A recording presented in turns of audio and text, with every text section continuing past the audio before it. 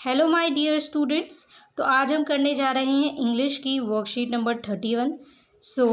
Class 10 सबसे पहले आप अपना नेम, क्लास टीचर नेम और डेट मेंशन करेंगे अपनी वर्कशीट पे और उसके बाद अपनी वर्कशीट स्टार्ट करेंगे।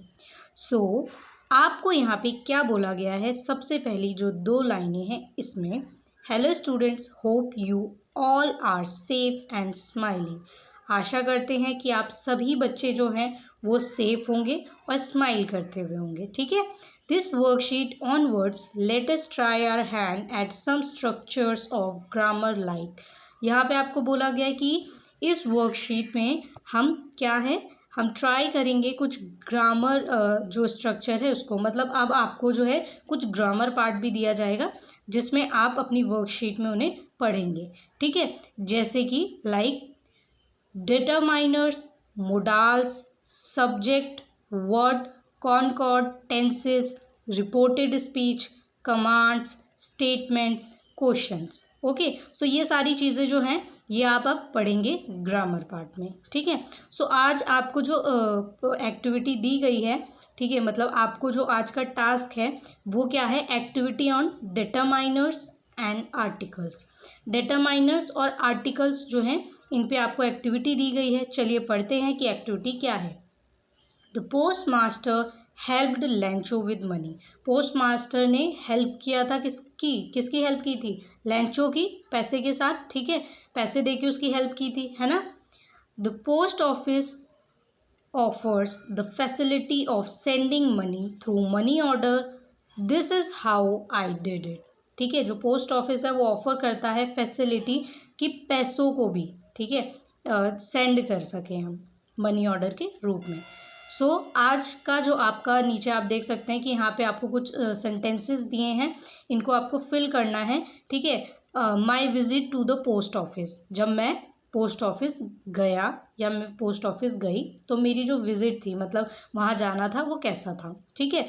सेंटेंसेस कुछ ऐसे हैं कि आपको यहाँ पे 3 पार्ट्स में दिए हैं।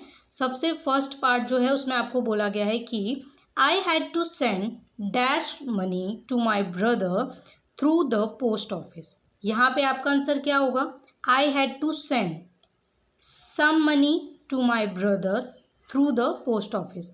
मैंने कुछ पैसे अपने भाई को भेजे, किसके थ्रू, पोस्ट ऑफिस के through. I had to send some money to my brother through the post office. ठीक है, तो इसका आंसर क्या हो जाएगा, इसका आंसर हो जाएगा सम। उसके बाद है dash told me that it was dash cheapest way of sending money.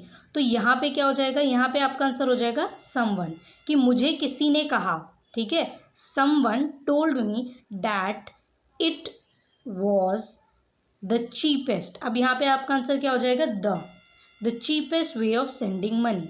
ठीक है, ये सबसे चीपेस्ट वे है पैसों को सेंड करने का। ठीक है, क्योंकि आप जब कोई चीज़ किसी को भेजते हैं, ठीक है, तो कुछ चार्जेस उसके भी लगते हैं। तो सबसे ज़्यादा चीपेस्ट वे यही है जिससे आप किसी को मनी जो है वो क्या कर सकते हैं, सेंड कर सकते हैं। तो यहाँ पे आपका जो आंसर है वो है सम, समवन और द। ठीक है, और आपको सिर्फ आंसर ही नहीं फिल करने हैं, आपको इसे समझना भी है। क्यों समझना है, क्योंकि यहाँ पे आपको पोस्ट ऑफिस के बारे में कुछ इन्फॉर्मेशन सेंटेंसेस के थ्रू भी दी गई हैं। तो इन सेंटेंसेस को आप इसलिए भी रीड करेंगे क्योंकि एग्ज़ाम में पोस्ट ऑफिस से रिलेटेड अगर क्वेश्चन आएंगे आपके इंग्लिश के चैप्टर में, सॉरी इंग्लिश के आपके क्वेश्चन पेपर में, तो आप बोलेंगे कि ये तो हमारे चैप्टर में थे ही नहीं, ये कहाँ से आ गए। तो ये इस वर्कशीट के बेस्ड पे आएंगे अगर आपके फ्यूचर में पोस्ट ऑफिस से रिलेटेड कोई क्वेश्चन आया। ठीक है, लैंचो वाले चैप्टर के अलावा अगर कुछ एक्स्ट्रा पूछा गया, जैसे ग्रामर में पूछा गया, या फिर अभी आप जब इस वर्कशीट को आगे सॉल्व करेंगे तो आप देखेंगे कि आपको यहाँ और भी चीज़ें बता रखी हैं। ठीक है, कि नेशनल इलेक्ट्रॉनिक फंड ट्रांसफ़र क्या होता है, रियल टाइम ग्रॉस सेटलमेंट क्या होता है। ठीक है, तो इनसे रिलेटेड अगर आपको आ गए क्वेश्चन तो वो यहीं से होंगे। ठीक है, इसी वर्कशीट से, तो आपको ये पता होनी चाहिए। ओके, आपने ध्यान देना है कि किस जो सेंटेंस है उसमें किस वर्ड को हम जो है वो चूज़ करेंगे। ठीक है, तो यहाँ पे सबसे पहला तो सम मनी हो गया, उसके बाद किसी ने, समवन। ठीक है, समवन, किसी ने मुझे कहा, और द चीपेस्ट, ठीक है, तो यहाँ पे द आएगा, आ चीपेस्ट नहीं आएगा, ठीक है, आ चीपेस्ट नहीं आएगा। उसके बाद है inside the post office I went to, post office में, inside the post office I went to dash counter marked money order. अब यहाँ पे आपका आंसर द होगा, आ जो है वो नहीं होगा। क्यों नहीं होगा, रीज़न मैं बता देती हूँ। क्योंकि यहाँ पे बोला inside the post office I went to, जब मैं पोस्ट ऑफिस में गया, ठीक है, मतलब पोस्ट ऑफिस में गया तो वहाँ क्या देखा, वहाँ देखा कि जो काउंटर मार्क्ड है मनी ऑर्डर के नाम से, किस नाम से, मनी ऑर्डर के, उस पे जाना था। तो जब किसी स्पेसिफिक चीज़ को आपको यहाँ बताया गया है कि मनी ऑर्डर, ठीक है, उस काउंटर पे जाना है जिसपे मार्क्ड है क्या, मनी ऑर्डर, तो आपको उस पे जाना है, तो यहाँ द आएगा। अगर यहाँ पे मनी ऑर्डर नहीं लिखा होता, मार्क्ड मनी ऑर्डर, सिर्फ ये लिखा होता है inside the post office I went to the counter, तो यहाँ पे आपका द नहीं आता, तब आपका आ काउंटर आता, ठीक है, कि सिर्फ एक काउंटर पे गए, क्योंकि बैंक में एंटर हुए आप, आपने देखा बहुत सारे काउंटर है, किसी भी काउंटर पे चले गए, तो आ काउंटर आ सकता था कि मैं किसी एक काउंटर पे गया। पर यहाँ पे स्पेशली आपको मेंशन किया हुआ है कि मनी ऑर्डर मार्क्ड है जिस काउंटर पे, उस पे, तो यहाँ पे आपका आंसर द आएगा। क्या आएगा, द आएगा। उसके बाद है I bought dash money order form by paying money to the person at. अब यहाँ पे आपका आंसर क्या है, आपका आंसर यहाँ पे आ है, I bought a money order, MO, जिसे हम एमओ भी बोलते हैं शॉर्ट फॉर्म में, form by paying money to the person. अब यहाँ पे आ क्यों आएगा, आ जो है, ठीक है, ए लिखेंगे आप, वो क्यों लिखेंगे, क्योंकि यहाँ पे आपने बोला money order form, money order form, तो जब आप फॉर्म की बात कर रहे हैं, ठीक है, तो आप बोल सकते हैं ना कि मैंने एक फॉर्म लिया, तो I bought a money order form, मैंने एक मनी ऑर्डर फॉर्म लिया, ठीक है, बाय पेइंग, ठीक है, पैसे देके, टू द पर्सन, ठीक है, उस व्यक्ति को, एट डैश द काउंटर, ठीक है, एट डैश द काउंटर, तो यहाँ पे क्या आ जाएगा, काउंटर। यहाँ पे भी आपको बोला गया है कि form by paying money to the person, ठीक है, मैंने एक इंसान को पैसे दिए, उस व्यक्ति को पैसे दिए एमओ के फॉर्म के लिए, ठीक है, टू द काउंटर, कहाँ पे, काउंटर पे, तो जहाँ पे एक व्यक्ति बैठा है जिसको आपने पे करके दिया है, तो यहाँ पे भी आपका द ही आएगा, आ नहीं आएगा, ठीक है, क्योंकि आप बता रहे हैं कि आप जिस काउंटर पे गए थे उस पर आपने एमओ फॉर्म जो है वो लिया है और वहाँ पे आपने उस पर्सन को पे किया है, ठीक है, तो यहाँ पे भी क्या हो जाएगा, द काउंटर। उसके बाद है आपका जो नेक्स्ट जो है आपका सेंटेंस, वो है filling the MO form was easy. MO form भरना जो था वो बहुत ईजी था, ठीक है। उसके बाद लिखा है dash boxes were given to fill in my details, तो यहाँ पे आपका आंसर सम हो जाएगा। क्यों, क्योंकि कुछ बॉक्सेस में, यहाँ पे बोला है कि dash boxes were given to fill in my details, तो यहाँ पे कुछ बॉक्सेस में जो मेरी डिटेल्स हैं वो मुझे फिल करनी थी, ठीक है, जो कि दिए गए थे, तो यहाँ पे एनी नहीं आएगा कि कोई एक बॉक्स दिया था या कुछ ऐसा, तो ये गलत हो जाएगा मीनिंग में। यहाँ पे आएगा सम, कि कुछ बॉक्सेस थे जिनमें मुझे अपनी डिटेल फिल करनी थी। उसके बाद है dash details had to be completed, all details, जब आप सारी डिटेल्स कंप्लीट कर लेते हैं तभी तो फॉर्म कंप्लीट होता है ना, तो आप लिखेंगे all details had to be completed, ठीक है।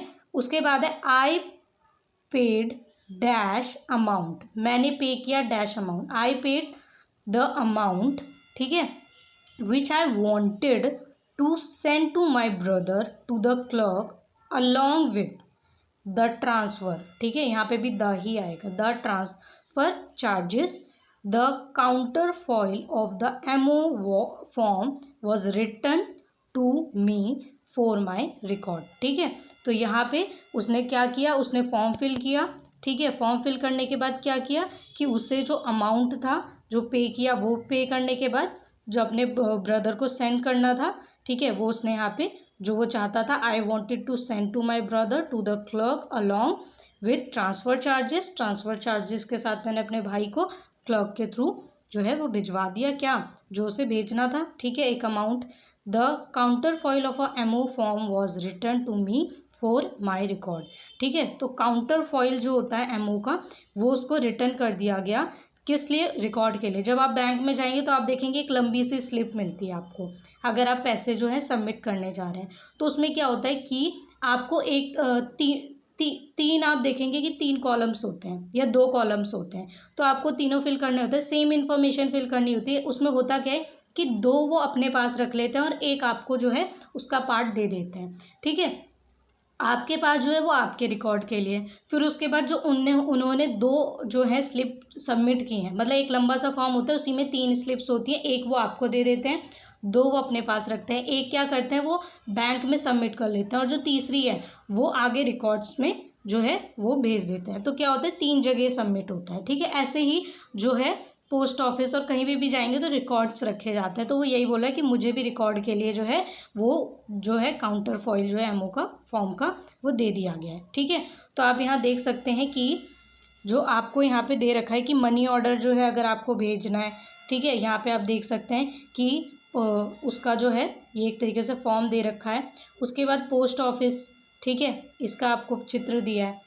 उसके बाद आपको बोला है there are 3 more methods through which we can transfer money to someone, ठीक है।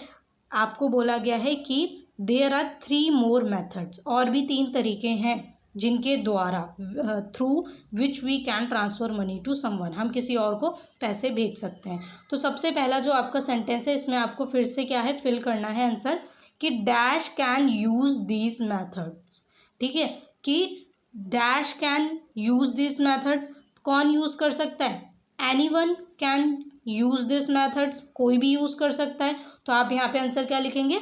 एनीवन, ठीक है। समवन नहीं होगा, यहाँ पे आंसर क्या होगा? एनीवन, कि कोई भी इस मेथड को यूज़ कर सकता है तीनों में से, ठीक है। उसके बाद जो सेकंड सेंटेंस है, dash must have dash account in dash bank. आपका फर्स्ट का आंसर होगा कि वन मस्ट हैव, ठीक है। अगर किसी को भी जो है अमाउंट जो है ट्रांसफ़र करना है तो उसके लिए क्या होना चाहिए? सबसे पहले वन मस्ट हैव, किसी भी व्यक्ति का, ठीक है, एन अकाउंट, ठीक है, अकाउंट के साथ क्या आएगा? एन अकाउंट, ठीक है, अपना एक अकाउंट होना चाहिए। जब भी आप सुनते हो तो आप सुनते हैं ना कि एक अकाउंट होना ज़रूरी है, ये वो बात हो रही है, ठीक है। One must have an account, एक अकाउंट होना चाहिए किसी भी व्यक्ति का, इन द बैंक, क्या आएगा? इन द बैंक, ठीक है। बैंक आप स्पेसिफिक चीज़ जब आप यूज़ करते हैं किसी नाम के लिए तो उसके साथ द आती है, ठीक है, तो द बैंक होगा, आ बैंक नहीं होगा। तो यहाँ पे आपका आंसर हो जाएगा वन एंड और द। तो आपका सेंटेंस कुछ ऐसे होगा कि one must have an account in the bank, okay. So आपका ये जो है सेंटेंसेस दोनों ये आपने फिल किए। उसके बाद अब आपको बोला गया है कि अगर आप मनी ट्रांसफ़र कर रहे हैं तो वो कौन से ऐसे 3 तरीके हैं या कौन से ऐसे 3 ज़रिए हैं जिनके थ्रू आप जो पैसे हैं वो ट्रांसफ़र कर सकते हैं।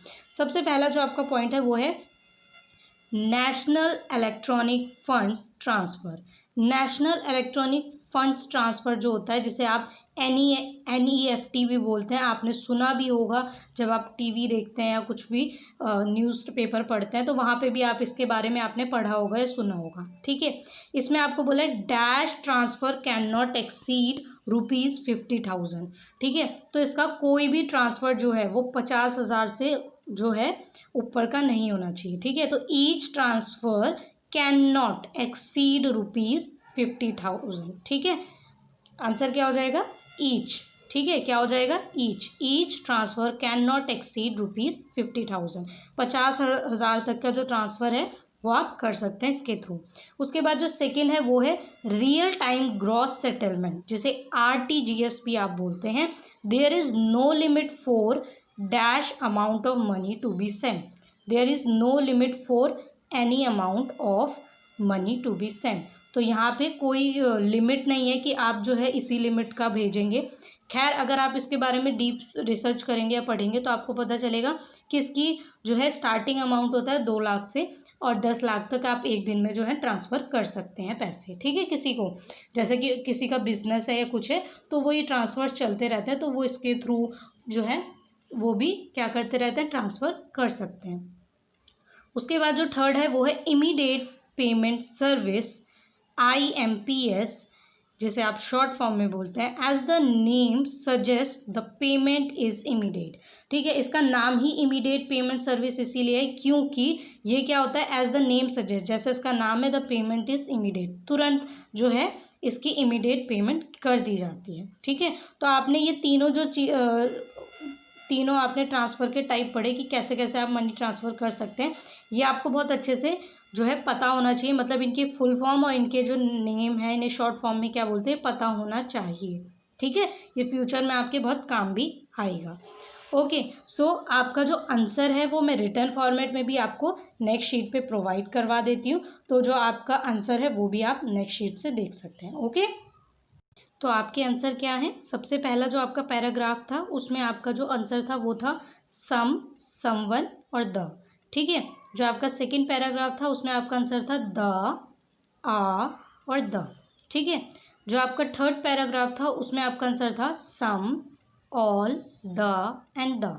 ओके, उसके बाद जो आपके दो सेंटेंसेस अलग से दिए थे, ठीक है, उसमें आपका आंसर क्या था, एनीवन, वन, एंड और द। ठीक है, उसके बाद जो आपके लास्ट सेंटेंसेस, दो सेंटेंसेस थे, ठीक है, उसमें आपका आंसर क्या था, ईच एंड एनी। ठीक है, सो ये मैंने आपको रिटर्न फॉर्मेट में भी सिर्फ आंसर करवाए हैं। ठीक है, आंसर लिखवाए हैं आप, जो है अपनी वर्कशीट जो है वहाँ से जो है पूरे सेंटेंसेस उतारेंगे, फिर आंसर लिखेंगे। ठीक है, आपको प्रॉपरली करना है क्योंकि आपको ये कॉपी में करना है, और यहाँ पे मैंने आपको जो है आंसर वो रिटर्न में भी प्रोवाइड इसीलिए करवाएं कि आप आंसर जो है यहाँ से देख के फिर वर्कशीट के थ्रू पूरा कंप्लीट करें। और वर्कशीट की भी जो है आप स्क्रीनशॉट ले सकते हैं वीडियो को पॉज करके, जहाँ पे मैंने आपको वर्कशीट समझाई है। Okay, so students, bye bye और हैव अ नाइस डे।